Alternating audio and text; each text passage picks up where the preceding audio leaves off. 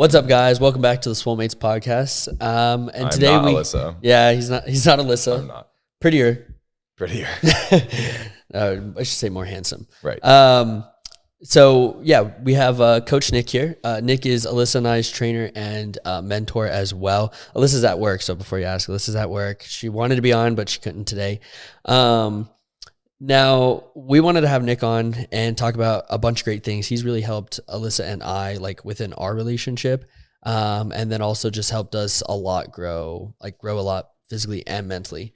So we want to kind of just touch on some topics that we've talked about in the past and maybe can help a few of you guys out. So, so go ahead, tell everyone kind of who you are, give yourself a little background, a little introduction. Oh boy. Well, doesn't have to be long.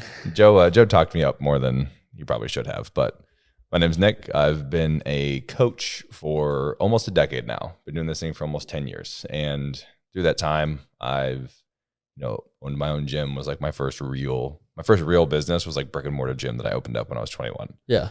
And from there, made the transition to online full time, and then have been doing that for like the last 6. Yeah. Met you guys.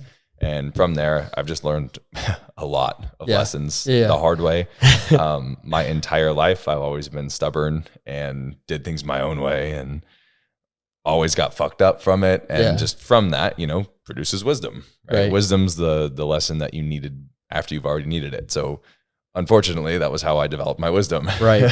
Always. But it's done very well for me and the people that I serve. Yeah. So it's offered me a lot of different perspectives. I've been a lot of different people, both good and bad, whatever your interpretation is of that. But it's allowed me to view things full circle and really just get as much information out of things to make calculated decisions moving forward. So, I've done, business mentoring, I do personal development mentoring, I do life coaching. I've done more certifications that I can even count. I just like there's always some sort of certification course up on my laptop that I'm doing. I just don't stop. And it's funny because I probably have 15, 16 certifications around like life coaching or NLP and stuff like that. I just have never posted a single one, and Reddit's like, he has no certifications. He's Reddit loves you. Dangerous. I think you may be one of the most popular people on Reddit. I think I've been like a trending top celebrity on Reddit for like a year and a half straight. But here's, okay, I have a really, really, really funny story. I have a really funny story about this. So last week, I hopped on an interview call for my mentorship. Yeah. And it was this girl, and she was like, I heard about it. She was like, cool. We're talking a little bit about her business and like kind of like where she's struggling, like limited belief system wise. And like she had a couple traumas, and we were like, cool, we can get through all that. And then I was like, how'd you find me? And she was like, to be honest, I came across a Reddit thread of you. And then I saw how many Reddit threads there were. And she was like, it told me that you must be doing something right. So because of Reddit is now a client acquisition portal for me. Wow. So thanks, guys. I was gonna say the second that you say Reddit, they all come swimming into the comments and take stuff, watch it, and then just take something that you say and twist it out of spiral it completely. It's like a political campaign, dude. Yeah. It's just here's the thing, is like, it is what it is, and that's been your slogan recently. Yeah, it just is what it is. Like, what am I gonna do about it? You know, like at the end of the day, I think it's important to understand, like, your message isn't for everybody. Like, I'm not for everybody. And I don't pretend to be. I never will pretend to be. So it's like, if somebody takes something that I say, like I did a spiel on my story a couple of days ago about like the body positivity movement. Yeah. And I was like, I'm not a supporter. Yeah. I don't support the body positivity movement. I'm sorry. I don't think that you should get praise if you're 200 pounds overweight. I don't think if you're quadruple XL that instead of society saying like, hey, human beings aren't supposed to get to that. Like, here's the thing. That's a full-time job. Yeah. It is. Oh, it is. I'm sorry. And like, if you're watching this and you're quadruple XL, I don't think any less of you. I don't think you're a bad person. I don't think that you suck. But I think that something in your life happened where you turned to food, obviously, as an emotional coping mechanism. And instead of dealing with that trauma, you've chosen to build a layer of armor around you and dive yourself into food. And like, I was like, I don't support that. Yeah. Right. Like I'm never, like, people tried to cancel Impact Clothing a couple years ago because I didn't have anything over an XL. I was like, you guys don't even buy the XLs. Yeah. Why would I make more? And like, that's not my mission. Yeah. My mission isn't to conform to other people. My mission is to help people become better. And if somebody's a triple XL, it doesn't help. I'm not making them better by going, hey, stay exactly where you are. Yeah. And I'll just make clothes to fit you. Yeah. Like, I'm sorry, you know, and a lot of people tried to cancel me. They're like, I can't believe you're saying that. You're a fitness coach. I'm like, I can't believe I'm not saying that because I'm a fitness coach. Yeah, you know exactly. what I mean? But at the end of the day, like, I'm not for everybody. And I think that too many people try to make everything that they're putting on social media like super broad so they don't offend anybody. Yeah. And it's like, if you do that enough times, you water down your message so much that it stops becoming your message. And then the people that you're actually trying to help or the people that you're supposed to help can't get you because you're not being yourself. Yeah. You know? So it's like, I definitely think that a lot of people on social media have to portray a certain thing, you know, to fit in, right, to the norms. There's this trend that I've seen on TikTok recently, and it was like, it was, you know, praising some influencer, not even within fitness, but someone that's just like a fashion blogger or something like that, I think, in like Europe somewhere. And they were like, she's really the only true like authentic influencer, right? Like she posts whatever she wants, right? And she'll post like pictures that, you know, aren't edited, where she doesn't look maybe the greatest or whatever in people's eyes. Like she doesn't look all pretty and sparkly. She just posts what she wants, and she always just puts a good message with it. And the thing is everyone's like, man, she's been here from the beginning or this or that. And it's like, dude, being an authentic influencer has always been the thing, right? Like it's always been a thing. And that's like how you crack the code. Exactly. And the people that are the most successful are the ones that go on and talk about facts and speak the truth and just speak their mind. And again, you're not going to fit in with everyone. And so I think that I've had that a lot more recently in my TikTok videos, for example, of just like, a lot of people will like go on and be like, oh, that's not a great exercise, or it's this, or it's that, or you know, the whole optimal trend of, is that really the best thing you could be doing? Everybody's a genius. Yeah. Right. Oh my God. If you have an iPhone, you're a genius. Yeah. And so it really does kind of get into your head, and it really does kind of fuck with the way that you view yourself, right? Because especially the situation that I kind of came into is being told, oh, that's shitty, that's horrible, you're nothing, you're no one, over and over and over, you begin to believe it, right? I mean, that's another day at the office for me. Yeah. You know what I mean? That's just like a Monday morning. So when you get stuff like that, yeah. for people that maybe have, let's just say, people that may be in like an environment where people don't support them, right? They're talking down on them, or they're maybe in a shitty job where, you know, people are just constantly kind of coming down on them. What's advice that you can give to people, instead of, you know, listening to like, oh, I'm told I'm a piece of shit 50 times a day, so therefore I must be, you know what I mean? Right. What advice do you kind of give to people? Because I know that you've helped me break out of that. And I'm still kind of working on it, but what advice do you kind of give to everyone? So it's a really good question. I think this is something that I really struggled with when I first started just like life as like somebody successful, you know, and like successful, define that however you want. But to me, I was the fucking man. Yeah. When I was 21, had my gym, even up till, you know, recently, like maybe a year and a half, 2 years ago, I just really, you know, I've always been a genuine guy to help people. Yeah. Always. That's just always been my thing. But like outside of that, I was very driven by like, look what I've done. Yeah. Look how successful I am.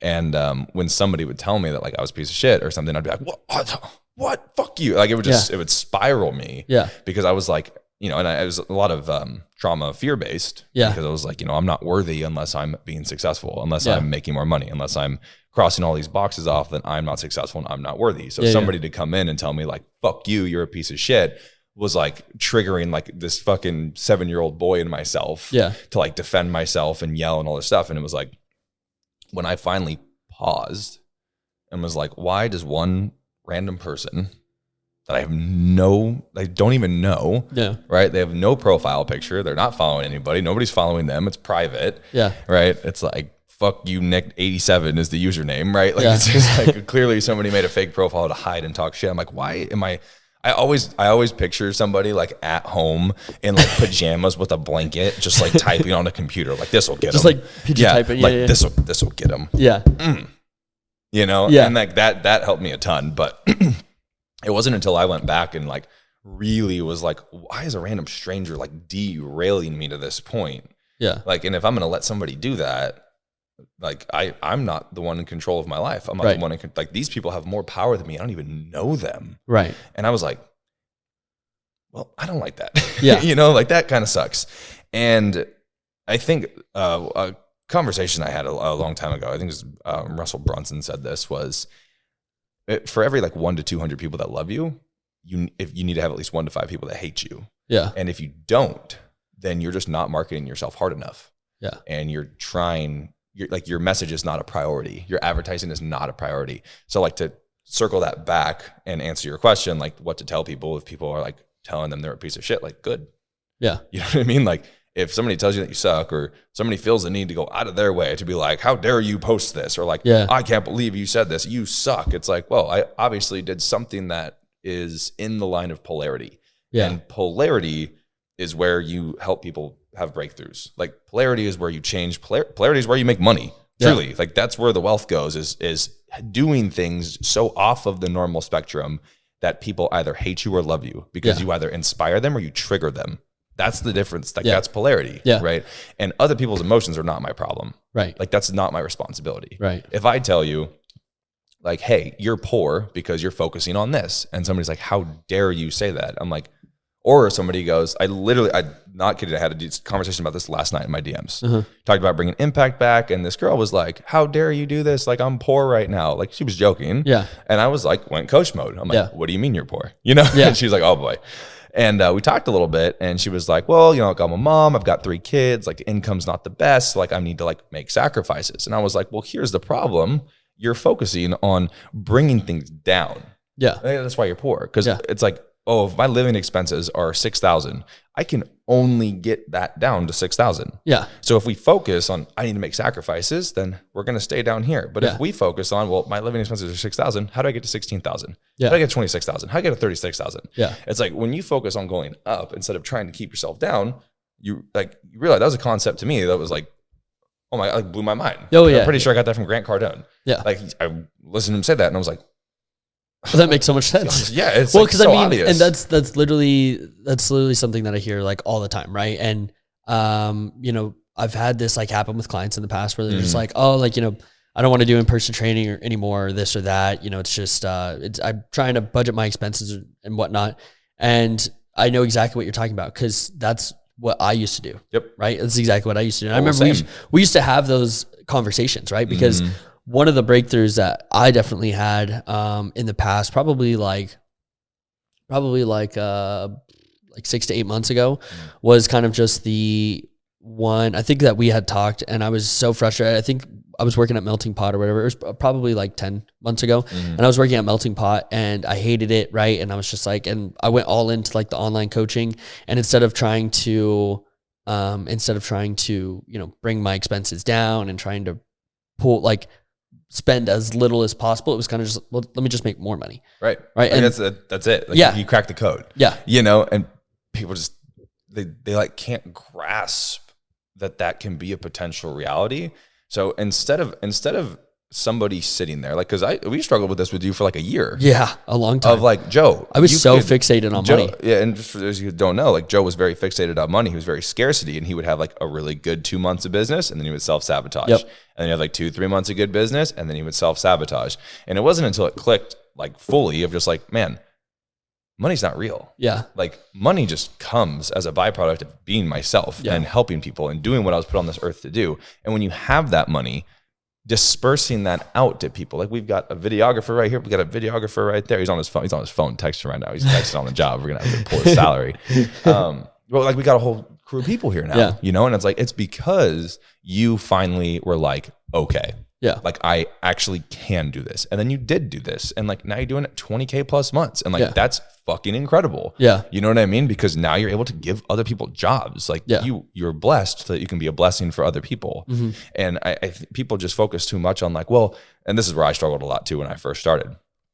Like, okay, my living expenses are $6,000 a month. So as long as I'm making at least $6,000 a month, I'm okay. Yeah. Right. Like that's the headspace. It's the conversations that we have to ourselves. I even still sometimes have that conversation. Right? Like I lose one client. I'm like, oh my God. Okay. I like pull out all my sheets. I'm like, oh, you know, but I'm like, you know, okay, as long as I have this many, I'm fine. Yeah. And it's just like, it's easy. Everybody falls into that. Right? Like anxiety. Sometimes you like get a downward spiral or negative talk of like, oh shit, like I'm going to fail. Yeah. Like I still battle that, but I think that people think that like that doesn't exist when you hit a certain point, and like that's just not true. You know, like some people might not talk about it, but like That's 100% true. Do you feel like the more successful you get, the more negative self-sabotage and self-talk that you kind of do to yourself? No. I think that in order to reach a new level of success, you have to learn how to quiet that voice faster.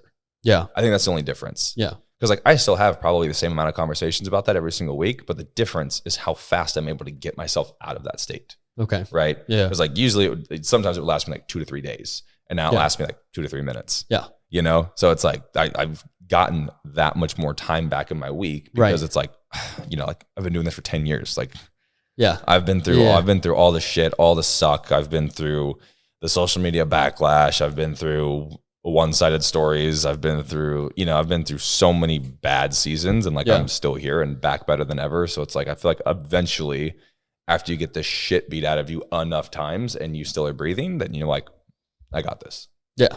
You know? Yeah, that's definitely one of the hardest things, right? You know, it's, I'm gonna drink some I think something that, you know, Alyssa and I have definitely struggled with the most has definitely been like, not being like emotionally reactive. And that's, you know, cause it's one of those things that the second something bad happens, we tend to, the whole world is going to collapse. This is going to happen. God. This is, you know, X, Y, and Z. And we tend to do this instead of just, and, you know, one of the things that Alyssa and I have done when that happens, or like if we get into an argument or this or that, you know, we start going crazy, is we'll usually just have to like take a step back and just literally be like, all right, let's just chill for like hour, 2 hours, walk it off. Just don't even think about it. Just cool down and then kind of go from there. And I think when you do the same thing about anything else that's kind of going on in life, right? Anything that kind of happens, you're just kind of like take a step back, take 24 hours, relax, breathe. It like the world. Right. And when you realize the world doesn't end when you don't do something, kind of helps a little bit. Well, it's like fear can do two different things. Right. It can immobilize you, or it can like force you to move forward. Yeah. And whether we want to think about this or not, like we're still in our own type of animal kingdom, right? Like as humans, like we're still animals. Right. And if you look at animals in the wild, there's two different types of animals when they feel fear. There's the ones that run, and there's the ones that attack. Yeah. And the ones that attack are the top of the food chain, and the ones that run are the ones who get eaten. Yeah. So the choice is ours, right? I'm going to choose to fight and attack every single time. Right. I think I'm very proud to say that there's never been a single time in my life where I've like ran or retreated. And it's like, I've lost everything like 15 times.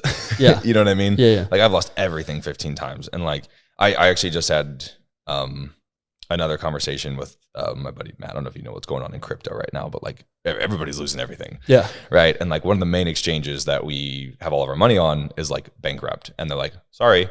Yeah. Like we can't give you any money back. And he's like freaking out. And I'm like, yeah, like pretty much all the money that I've had excess for the last like 5 years is basically in God's hands now. Yeah. Like for me, you know what I mean? Like it's literally like $800,000 worth of just like, gone if this goes bankrupt. And he's like, how are you not freaking out right now? And I'm like, I don't know. Yeah. You know, but I think that it's just like what your focus is. Yeah. Like I've never been fear-based to the point where like I've saved a lot of money or made a lot of money or doubled down on like 5 investments at a time and like been like, okay, now I can rest. Right. Like whether or not, like I live poor. Yeah. I live well below my means. I don't spend on crazy stuff. And there's never a time where I have a set amount of money where I go, okay, now I can back off. Yeah. I always just have urgency. Yeah. And that's why any excess money in my account either goes back into the business or it goes into an investment. I don't like having money in my bank account. Yeah. Like if somebody looked at my personal bank account, they'd be like, Nick, you're poor. I don't even think I have $3,000 in my personal bank account. Yeah. Like that's real shit. I don't even think I have $3,000 in there. Yeah. And that's how I prefer it. Yeah. Because if I open up my bank account and I see $500, $600, $700,000 in there, you know what I start doing? Spending. Relaxing. Oh, yeah.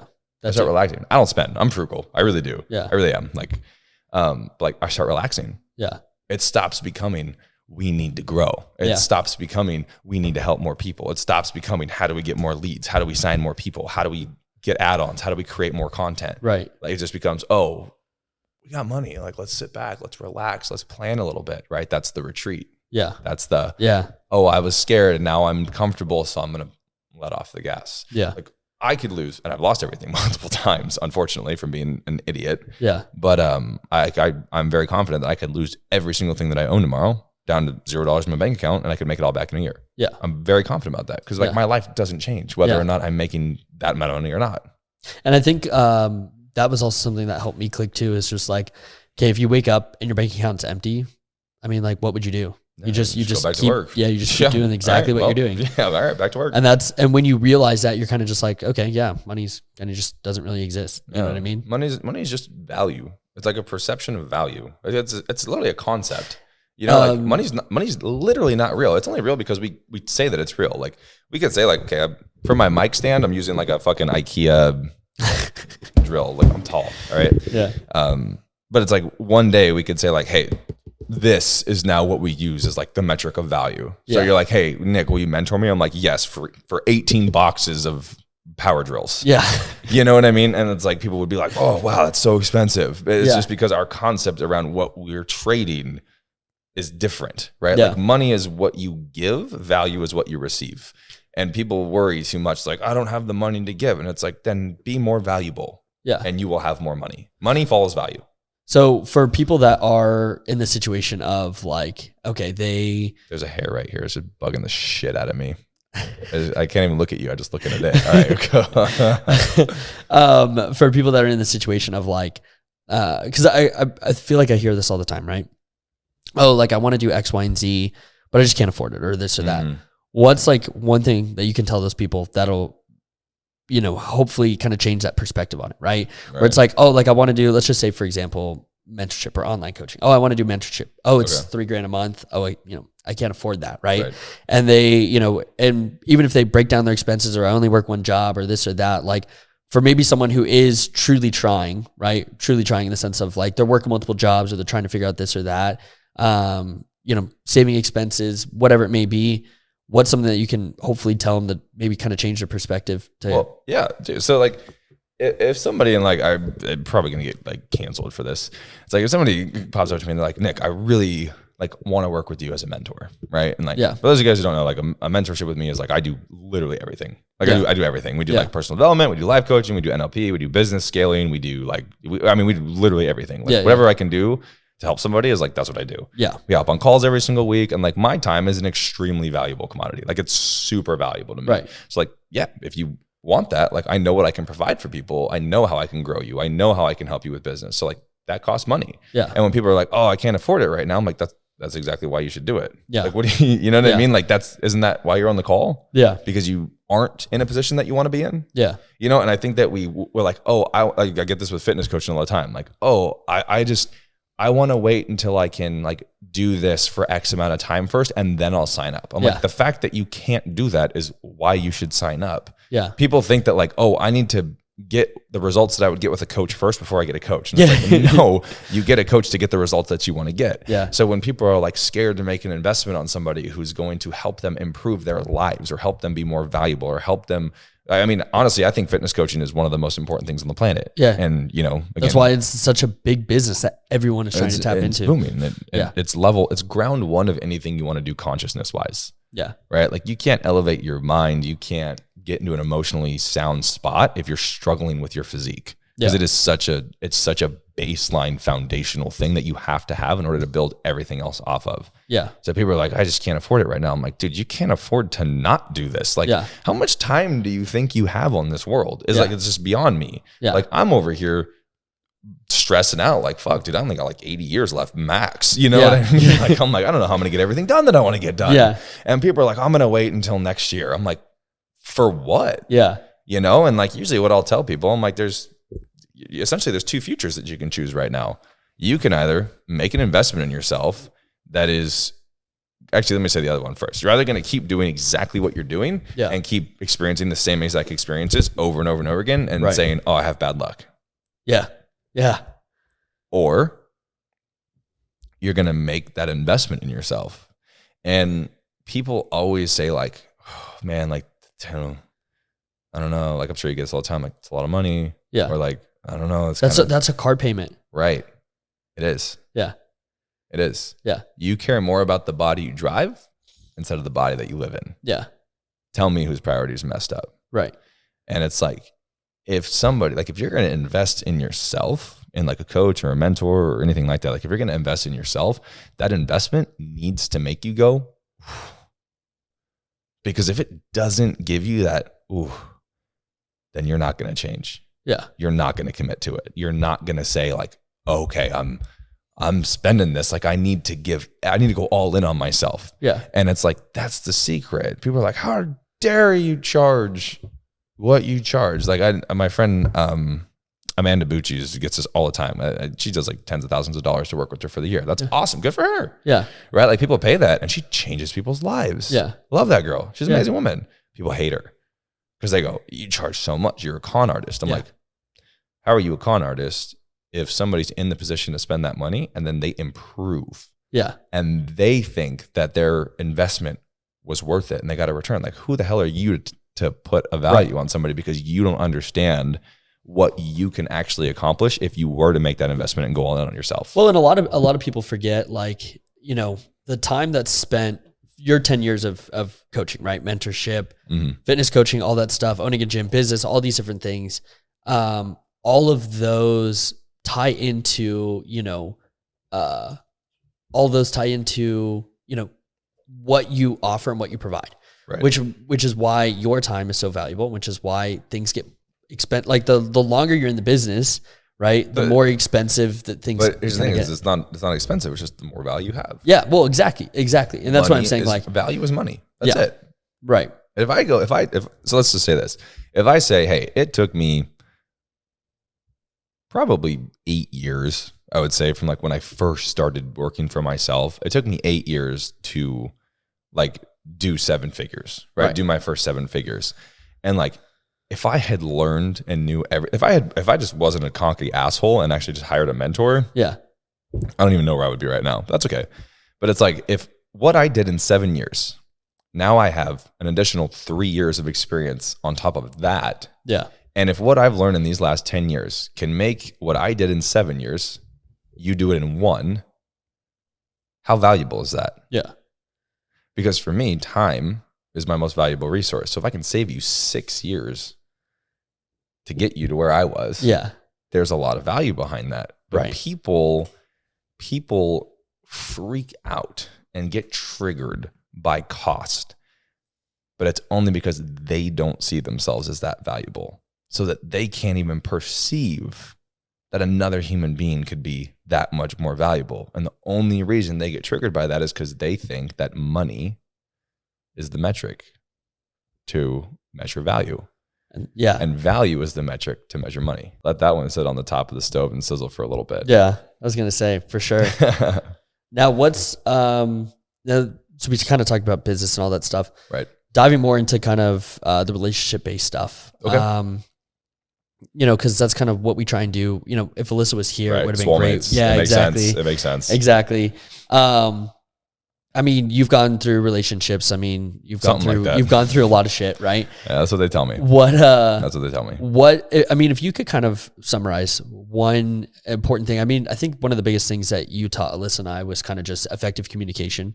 Is kind of one of the big things. I mean, I think that from our past relationships, I think that we walked into this relationship with a lot better communication, but there's always still things to improve on, right? And so I think that improving the way we communicate with each other, improving the way we react to communication and things like that has really kind of shaped our relationship and whatnot. But what advice can you give to people maybe in a relationship? Just in a relationship in general, just kind of going into it. I think I'm gonna preface this with what you and I talked about before this podcast, because it's like, I'm sure people on this podcast know about my last relationship, or they know one side of the story of my last relationship, because I didn't share, because I'm not a clown. I don't perform for the circus. I just don't, right? And it can be very easy for people to be like, how dare Nick give relationship advice when his last relationship was so awful? And it's like, well, what do you think qualifies somebody to learn lessons? What do you think qualifies somebody to know exactly what not to do than by doing what you shouldn't do and then learning from it? Like, that's It's like the, you know what I mean? Like, it just doesn't make sense to me that people are like, like, you were fat when you were 6. Like, how dare you be a fitness coach? And it's like, well, that's the reason I'm a fitness coach is because I was a fat ass and I didn't know what to do. Yeah. You know, and I learned from my mistakes, and now I help other people not make my same mistakes. So just wanted to throw that out there before people are like, fuck him, which they're probably still going to do that anyway. That's like the same thing of like going up to the biggest guy in the gym and being like, yo, what do you do for your first cycle? Right. Oh, don't do this. You know, don't do X, Y, and Z. Doesn't qualify him in any way other than just, he's big. I did this. Yeah, he's big. You're big. Yeah. I want to be like you. I did this and don't do that. You know what I mean? Okay, well, that's a whole other tangent. I'm not even gonna go into that. Okay, so like my best advice for relationships, and take this with a grain of salt, right? This is just what has now worked amazing for me in my current relationship. Is I think that understanding more oftentimes than not, this obviously isn't for everybody, but I think for a large majority of people, especially in the society we live in with like social media and like, you know, hookup culture and, you know, all this shit. Like, it's really easy to think the grass is greener. Yeah. It's really easy to get in a fight with your spouse and be able to get immediate validation from an external source like that. Yeah. You know, and like snakes are in the grass everywhere. Yeah. And, you know, it's like, you're like, oh yeah, we're fighting. And they're like, oh, you shouldn't have to put up with that. There's no way that, you know, she should talk to you or he should talk to you like that. And it's like, yeah, there absolutely fucking is, right? Yeah. Like, if you're being an asshole, like, you deserve to be told you're an asshole. Yeah. But it's really easy for somebody outside being like, see, they don't love you. You shouldn't talk to you like that. You deserve to be honored, right? And it's like, you do. You're right. But I think understanding that you're more than likely bringing trauma from a past into a relationship. Yeah. You know what I mean? And like, something that Jessie is my girlfriend now, something that Jessie and I were both very, very clear on was like, hey, I'm still working through this because this is what happened. And she was like, I'm still working on this and this is what happened. And it's like, cool. You know, so like when those types of things come up, instead of us like not talking about it and making up our own stories and acting accordingly, it's like we stop and we're like, okay, wow, I see you're upset. Like, what was that? Yeah. And then she's like, I don't know. Or like, I'm like, I don't know. And we're both like, no, like, sit with it. Like, let's really like bring up what was that? Yeah. And I was like, you know, oh wow, you know, when you did this, like, it actually like completely triggered me back into this time. And I started spiraling, and it's like, oh wow, I didn't realize that me doing that triggers that. So like, thank you for telling me. And now that provides me an opportunity to create a safer space for her around a certain thing. Yeah. And I think that, at least in my last relationship, right, it was like, I was so just like, okay, like, tell me what you want. Yeah. And she was like, well, I shouldn't have to tell you. You should just want to do those things. And I'm like, well, I mean, no. Yeah. Right. Like, I can't fix what I'm unaware of. Yeah. And for that, like, that was, you know, there was a lot of other things that were wrong in that relationship, but like, no hate, all love. But that part was very frustrating. Yeah. Right. It was like months and months and months of like, well, you've never done this. I'm like, you never asked me to do that. Yeah. And it's like, well, you shouldn't just know. I'm like, well, I'm not, you know, I'm well, and especially, things, especially when we're frustrated, we like to paint a picture of like, oh, well, what would the perfect, you know, boyfriend, what would the perfect girlfriend look like, right? They should be doing X, Y, and Z, and it's really just unrealistic. It's like, if you're not massaging my feet and, you know, reading me a bedtime story and cooking me breakfast, like, you don't actually love me. Yeah. And you know, we're all human beings. Like, we all fuck up. We all have bad days. We all have trauma. We all have just triggers that pop up, you know? And like, there was a really big trigger for me in my last relationship. I just get super frustrated every time alcohol was involved, because it was just it was always annoying. Yeah. It was always something I had to deal with. Yeah. And I was just like, I'm not doing this anymore. And I would get pissed, and I would honestly not handle it the best. And I would like just talk down, you know, like, okay, like, what, you know what I mean? Just like that type of shit. Cause I was frustrated and I didn't know how to like really lead myself out of that situation. Yeah. So it was like, I'm like trying to dictate another, you know, but like at the end of the day, it's like, if that's what somebody wants to do, that's amazing. Like, there's absolutely nothing wrong with that. But because I didn't like it, it was like, I was trying to change another person instead of just being like, yeah, this isn't for me. Peace. Yeah. You know? And I think that that's like the best advice I can give somebody is, don't turn your relationship into a dictatorship. Yeah. Of like, hey, that's toxic. Or like, hey, don't do that. Hey, that hurts me. I don't want you to do that anymore.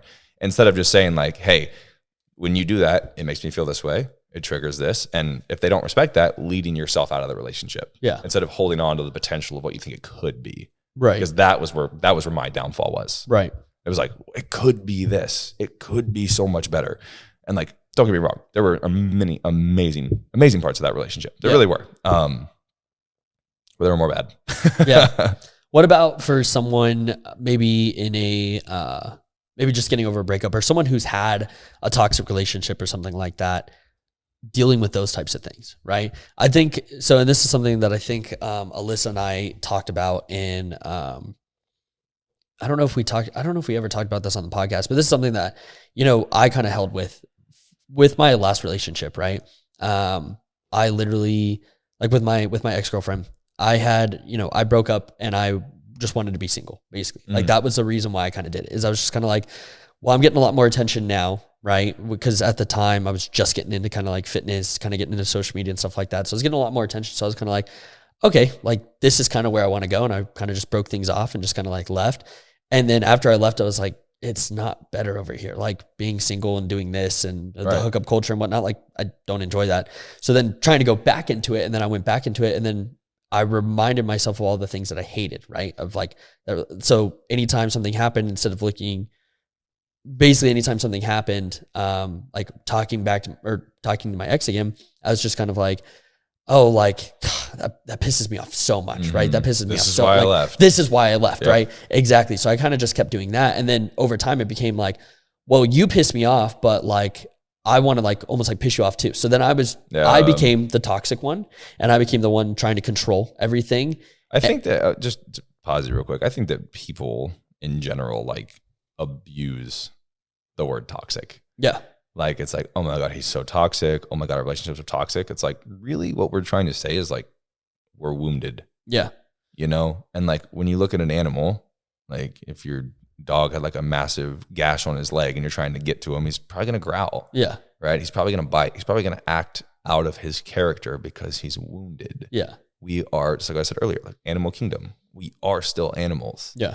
And it's like, you don't sit here and tell a dog like, oh, that dog's toxic, don't ever talk to him again. Yeah. Because he had a gash that wasn't healed, right? When it finally heals, he's an amazing dog again. Yeah. And it's like, when it comes to humans, we're like, fuck you. Yeah. And it just doesn't make sense to me. Yeah, no, exactly. And so it wasn't until after, I met Alyssa and I left that I was kind of just like, I was kind of the piece of shit one, right? Like I was the toxic, the controlling one in that relationship. I was trying to control something I didn't even really want right anymore. I was just kind of like, I still want to have my hand and stay. You were trying to morph it into what you wanted. Yeah. I was trying to morph it into what I wanted. And so it just creates, unhealthy relationships and stuff like that. But you're right. Like the things that we go through and the, what's the word I'm looking for? No idea.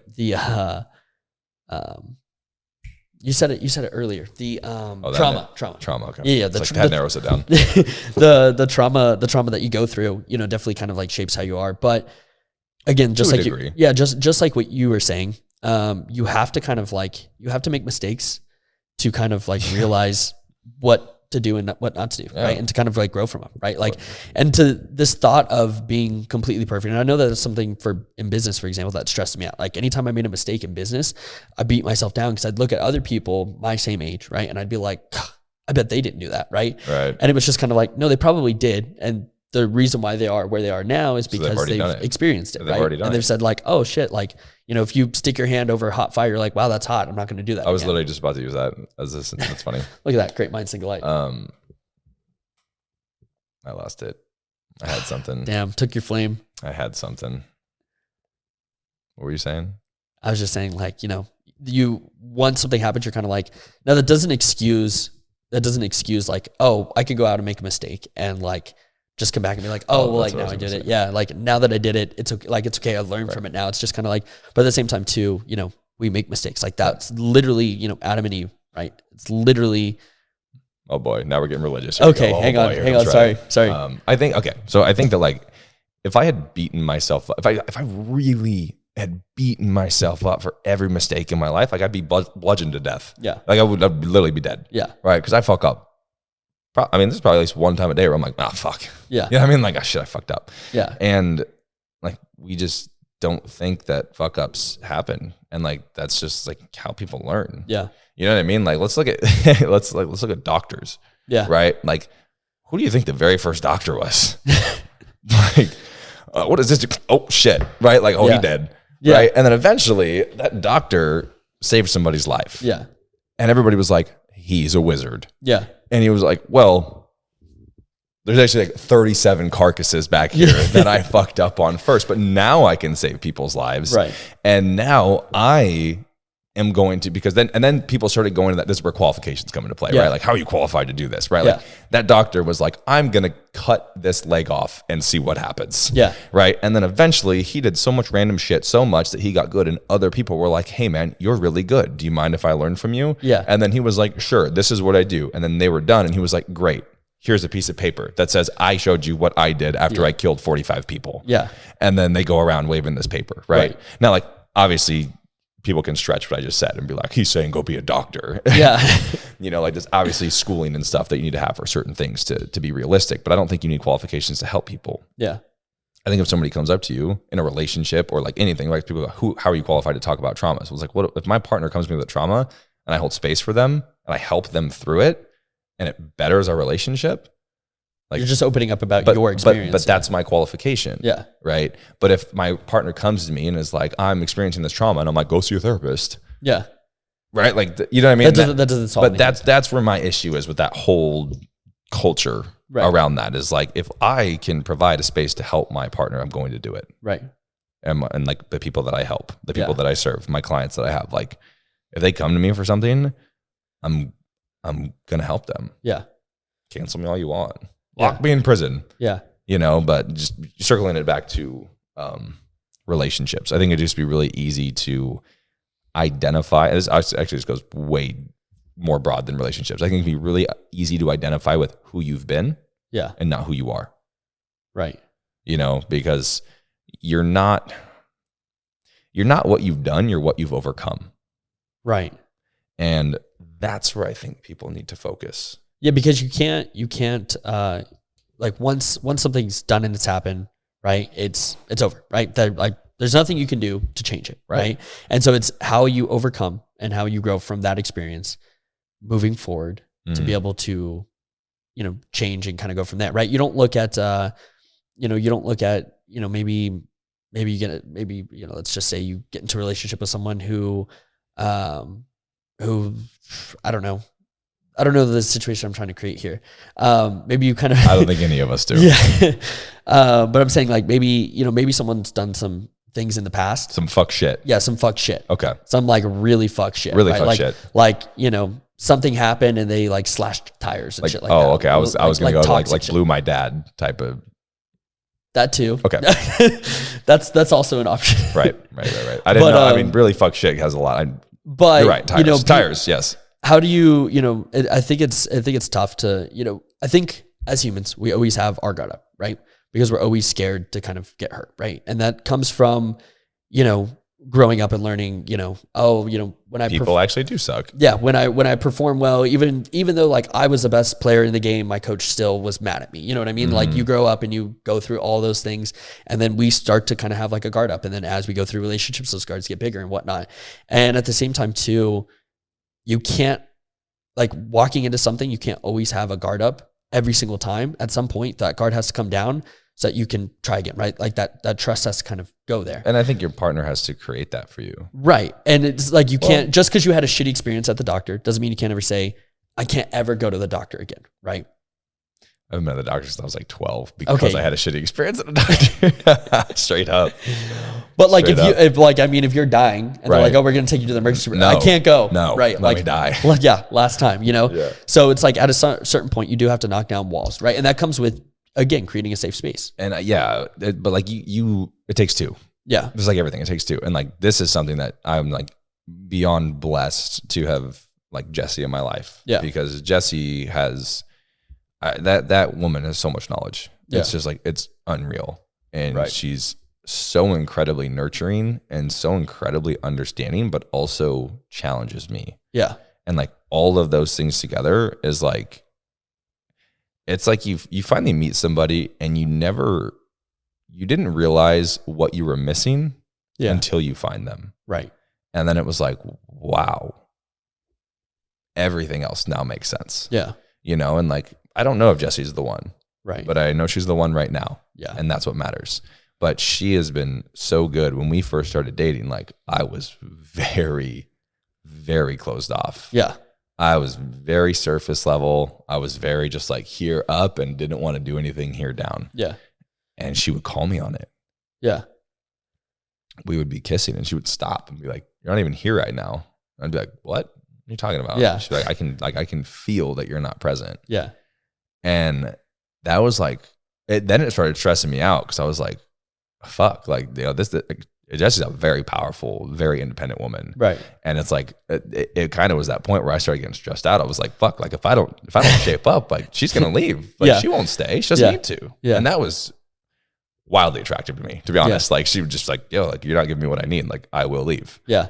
And I was like, oh, fuck, I love you so much. You know, but like it really forced me, like it gave me urgency of like, fuck, I need to get these walls down. Like I need to do, I thought I did the work, but like I need to do more work in a relationship sense. And like, I'm still working on it, but showing your partner progress, showing your partner that you are willing to do the work and like you understand that work does need to be done, and being able to have a union to both do that together is life. Yeah. You know? Exactly. No, that's perfect. Yeah. What a way to, I think that's a good spot to end the podcast there. Perfect. Life. Yeah. But yeah, man, I hope this like helped you guys out a lot. You know, like I said, Nick's really helped Alyssa and I, through like a lot of stuff together, as well as a lot of stuff just personally. So if you guys are interested in doing a mentorship with Nick, I mean, you're pretty full, but you're always taking more. My slots are full right now, but I have a wait list. Yeah, you can always hop on the wait list. I have a wait list to work with people. You know, we do fitness coaching. We do a little bit of everything. You know, like truly, my goal is to just help all of you win, and do so by not making the same mistakes I did. Yeah, you know, and I think that just if I was going to leave you guys with one thing of knowledge, right? Yeah. One little nugget from this podcast is that your mess is your message. And I think that people try to like withhold mistakes. Yeah. Like they're like scared to talk about things. Right. And like, again, I can sound like a hypocrite here because I didn't really defend myself during my whole last situation. Cause I, one, didn't feel like I needed to because it was very clear. Yeah. But two, my story is coming. Yeah. But it's coming in a way that is going to help people learn. Yeah. And I think that when you guys can look at everything you've done in your life, good and bad, and see that all of them are actually just stories that you now get to share to help other people get better, that's when they stop controlling you because you start controlling them. Yeah. I like that. Thanks. Did you write that down ahead of time? Or I didn't actually. Hop off. Yeah. Well, it's actually, that was kind of like a section I wrote in my book already. But whoa. When's that book's going to come out at some point, huh? Yeah. This year? I'm hoping. Yeah. Okay. So my book's called Surrender, and it's basically just like everything that I learned in life that was really, really fucking hard that would have been easier if I had just surrendered. Yeah. It's actually, I'm actually like very, very proud of it. I'm really excited to. Do I get one of the first copies? Sure. You're gonna make it an ebook too? I am. I'm gonna do an audiobook. Okay. Yeah, I'm gonna do an actual paperback because I love books. Another thing too is Nick's podcast, Headstrong, is freaking incredible. You're actually like one of the like top podcasts. We hit top 12 in entrepreneurs podcasts. That's freaking crazy. Yeah, which is nuts. I was like, I got like the report and I was like, oh, okay. That's pretty cool. Yeah. Back to work. Yeah. And we may have dropped some points since then because it's like, it always fluctuates, but we did hit top 12. Yeah. And so Nick's podcast, Headstrong, is on Spotify and Apple Podcasts. Yep. And it's freaking incredible. You guys should definitely check it out.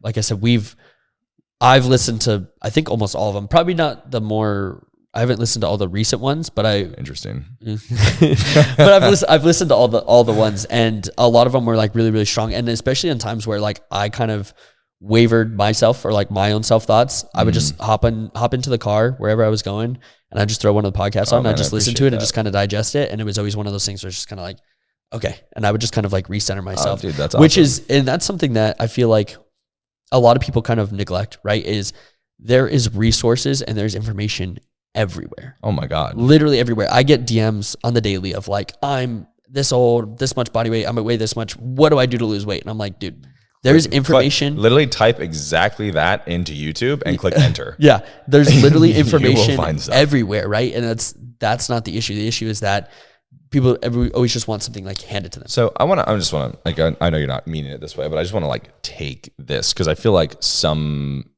influencers are fucking assholes with this. Yeah. I know you're not. But it also like people digesting this, they can hear us talking about that and be like, oh shit, I'm an idiot if I reach out to people and say that. Because like for you influencers listening, stop being pieces of shit to people. Because when people ask you a question they could easily Google, it's like, yeah, but they trust you more than Google. Yeah. They feel a connection to you. They're looking to you for leadership. Right. And it's like when I made that shift to see it that way, yeah, I felt very empowered when people would send me questions. Yeah. Dude, people DM me questions. I'm always sending audios in my DMs. Yeah. Like those are my fucking people, man. Yeah. Like those people believed in me when nobody else would. Those people have been with me through so many walks of life. Like the least I can fucking do is send them an audio message to help them with something. Yeah. Because if we can help people for free, that's what I think everybody gets pissed. Yeah. Like, well, pay for my services. I was like, what if they can't? Yeah. So if I can help you for free to get you to the point where then you can pay me, then like it's a return on my investment. Yeah. Right. And then you get even more help. And then everybody wins. You're happy, I'm happy, and my people are happy. Exactly. Yeah. Yeah. No, I didn't want it to come off that way. No, I know. I know it didn't. It just like sparked an idea of like we should say that. But podcasts, books, things like that are a great way to get more information and a great way to kind of just develop yourself personally.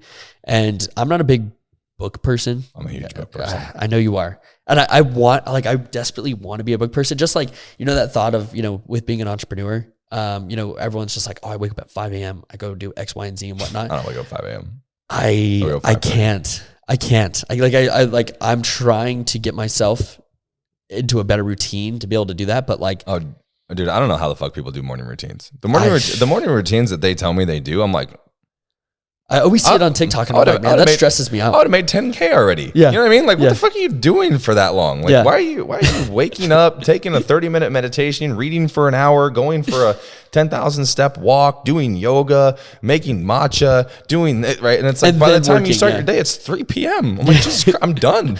By the time you start work, I'm done with my day. Yeah. It doesn't make sense to me. I literally wake up, take a piss, brush my teeth, and I go to my computer. Yeah. Like that's what I do. I'll be honest, majority of my clients, when you're seeing my check-in responses, like the first 10 people, I'm probably in my underwear.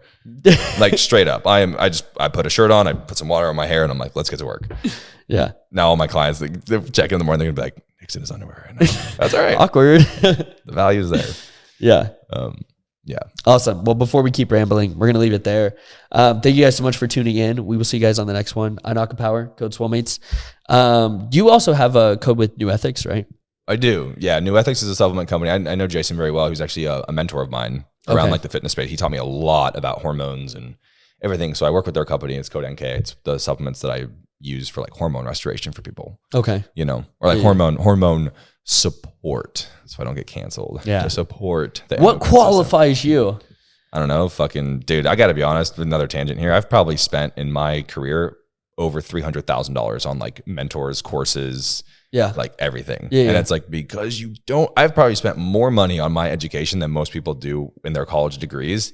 And because I do not have a college degree paper that says I have learned something, people will hate you for it. Well, and also like another thing, I don't really give a fuck. And we talked about this, I think in the past, saying that, a lot of just like basic NASM certifications and things like that really don't give people a lot of context or a lot of like education or help to be able to help people. Oh my God, it's asinine. And this is something I was thinking about earlier when you were saying, well, what qualifies me to, give relationship advice when this and that. Right. And it's like, oh, I've been through it. Well, someone could technically take that same thing and say, oh, well, like I've, prepped myself through a show. So now I could go and prep everyone. Dude, right? I coached, if she's listening to this, I'm so sorry. I don't even remember her name, but it was like years ago. We're like, oh, we're going to stop rambling. Then we just keep rambling. Yeah. It's okay. It's good content. It's good content. I was coach. This girl signed up to coach with me. And this was like a couple years ago. And she was like a master trainer. She had like 11 certifications through NASM. And like, I love you. She was literally an idiot. Yeah. Like, I mean, like the questions that was being asked, and like, she was like, I want to do a water fast for 7 days to improve my insulin sensitivity. And I was like, how many certifications do you say you have? And like, I was like, man, if people can, okay, here's the thing. When I did my ISSA cert, it was like an 8-month course, right? I finished it in 2 weeks. Yeah. I didn't even study for it. I literally didn't even study for it. I went through the modules. I got 100% on it. I got 100% on every single test. And then the final exam, I think I missed like 3 multiple choice questions. Yeah. Like to the point where the guy messaged me and was like, dude, that was amazing. Yeah. And I didn't study for it at all. Yeah. Exactly. You know, and it was just because I had done my own research Yeah. up to that point. But now I had the certificate that, you know. And that's what a lot of people think, you know, oh, once I have that piece of paper. But I mean, the thing is, you can have a piece of paper and still suck. Yeah. That's what people don't understand. Like, I would rather not have a piece of paper and be really fucking good than have a piece of paper and suck. Because now I'm in debt and I suck. And I'm not going to be able to make money to get myself out of debt. Exactly. Yeah. No, because I know that's I'm definitely. turning my mic off so we stop. Yeah. All right. Before we go any further, we'll have to do a part 2 next time you come into town. Yeah. When's the next time you're going to come to Houston? I will never be back in Houston. Okay, so we're going to take it all to San Diego. I would rather chew my own ankle off than come back to this city. No, I'm just kidding. I actually love Houston a lot. Like being back, I was like, man, I actually do miss part of it. Yeah. Like the sunsets, the clouds, and like the humidity. Yeah, the humidity, the heat, there is like a part of Houston that I think I'll always love. Yeah. Because like Houston did give me so much. Yeah. It gave me so much. And like, I think when you can look back at everything that's ever happened to you in your life with gratitude, it just makes all that pain so much easier. Yeah, definitely. You know? All righty, guys. All right, we'll catch you on the next one. Peace. Wow, you almost dropped that.